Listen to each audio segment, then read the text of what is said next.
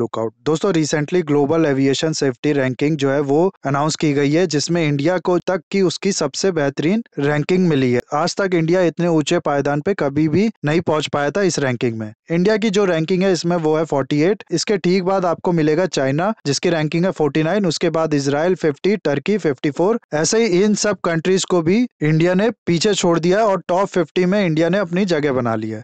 तो काफी अच्छी न्यूज है ये इंडिया के लिए। और इस वीडियो में हम लोग देखेंगे इसी रैंकिंग के बारे में और इससे रिलेटेड जो ऑर्गेनाइजेशन है उसके बारे में, किस बेसिस पे इसके अंदर असेसमेंट किया जाता है और इससे होता क्या है, ये सब प्लस और भी बहुत कुछ आप लोग को जानने को मिलेगा इस वीडियो में। बस आपको एंड तक बने रहना है और अगर वीडियो अच्छा लगे तो लाइक, कमेंट, शेयर, सब्सक्राइब जरूर करना है।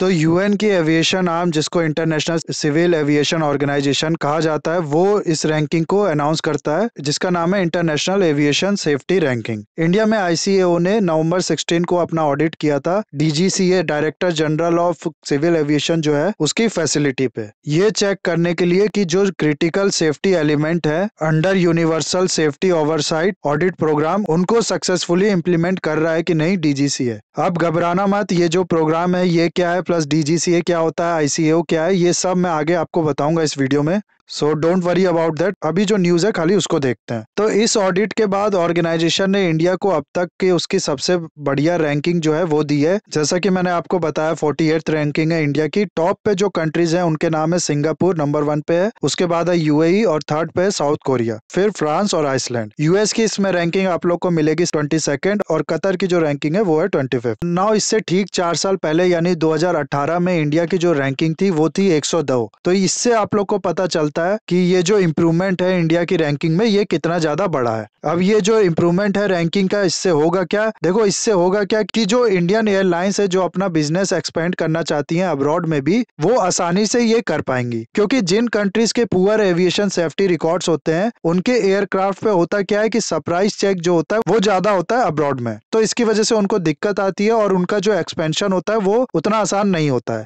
जो ओवरऑल ईआई स्कोर है इंडिया का वो इस रैंकिंग में 85.49। ये ईआई स्कोर क्या होता है ये भी मैं बताऊंगा आप लोग को, तो इससे भी मत डरिएगा। और इंडिया के साथ जॉर्जिया भी 48th रैंक पे ही है। इसके अलावा हमारे नेबरिंग कंट्रीज की बात करें तो पाकिस्तान की जो रैंकिंग है इसमें वो है 100 पे और इसका जो स्कोर है वो 70 के आसपास है। चाइना की इसमें रैंकिंग है 49 और नेपाल की रैंकिंग है 101। नाउ इस रैंकिंग में 8 एरियाज हैं जिसमें ये चेक किया जाता है कि कंट्री का जो ओवरसाइट मैकेनिज्म है सेफ्टी को लेके वो कितना बेहतर है। ये 8 एरियाज है, primary aviation legislation and civil aviation regulation, और दूसरा है सिविल एविएशन ऑर्गेनाइजेशन, उसके बाद तीसरा है personal licensing and training, fourth पे है इसमें एयरक्राफ्ट ऑपरेशन, 5th में एयर वर्दीनेस ऑफ एयरक्राफ्ट, इसके बाद है aircraft accident and incident investigation, 7वें नंबर पे है एयर नेविगेशन सर्विस और 8वें नंबर पे है एरोड्रोम्स एंड ग्राउंड हेड्स। इन 8 एरिया में इंडिया का जो स्कोर है वो आप लोग देख सकते हैं स्क्रीन पे। इसमें जो प्राइमरी एविएशन से रिलेटेड लेजिस्लेशन और रेगुलेशन है इसमें 100% स्कोर मिला है इंडिया को। और 2018 के रैंकिंग के कंपैरिजन में जिसमें सबसे ज्यादा इंप्रूवमेंट हुआ है वो है personal licensing and training. Okay, तो नाउ सबसे पहले तो ये आईसीएओ यानी इंटरनेशनल सिविल एविएशन ऑर्गेनाइजेशन ये है क्या। तो देखो आईसीएओ एक स्पेशलाइज्ड एजेंसी है जिसका हेडक्वार्टर आप लोग को मिलेगा मॉन्ट्रियल कनाडा में। इसका काम है principles and techniques of international air navigation को कोऑर्डिनेट करना। 1944 में शिकागो कन्वेंशन साइन किया गया था, उसके अंदर 1947 में इसको एस्टेब्लिश किया गया था।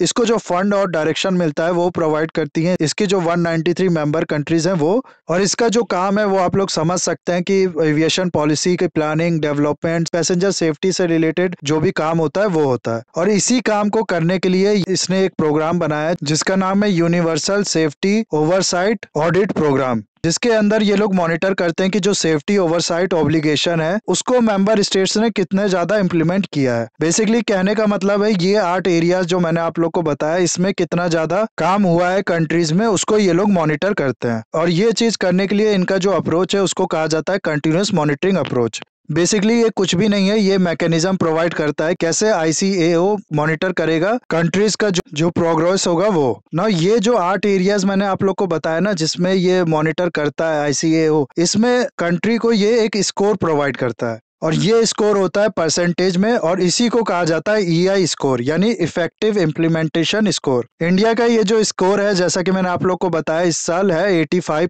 0.49। ओके, तो ये सारी चीज हो गई ICAO से रिलेटेड और इस रैंकिंग से रिलेटेड। नाउ अब DGCA, जिसका नाम आप लोगों ने बार बार सुना है, यानी director general of civil aviation, India की इस बॉडी के बारे में भी देख ले। ये दरअसल रेगुलेटरी बॉडी है एविएशन इंडस्ट्रीज के लिए इंडिया में। ये प्राइमरी सेफ्टी इशू से डील करती है और 2020 में इस बॉडी को स्टैट्यूटरी बॉडी बना दी गई थी एयरक्राफ्ट अमेंडमेंट एक्ट 2020 को लागू करने के बाद। इसकी जो रिस्पॉन्सिबिलिटी है वो है एयर ट्रांसपोर्ट सर्विस को प्रोवाइड करना to, from and within India. साथ ही साथ जो civil air regulation, air safety और एयर वर्दीनेस स्टैंडर्ड है उनको भी इन्फोर्स करना इसका काम है। गवर्नमेंट ऑफ इंडिया का प्लान है इस ऑर्गेनाइजेशन को रिप्लेस करना एक दूसरी ऑर्गेनाइजेशन से, जिसका नाम होगा सिविल एविएशन अथॉरिटी। ये जो बॉडी होगी ये अमेरिकन फेडरल एविएशन अथॉरिटी के मॉडल पे बनाई जाएगी। तो इतना ही था गाइस टोटल अपडेट। मुझे दीजिए इजाजत। आई होप ये वीडियो आपको अच्छा लगा होगा। इसे लाइक, कमेंट, शेयर, सब्सक्राइब जरूर कीजिएगा। That's all. Have a nice day. Take care.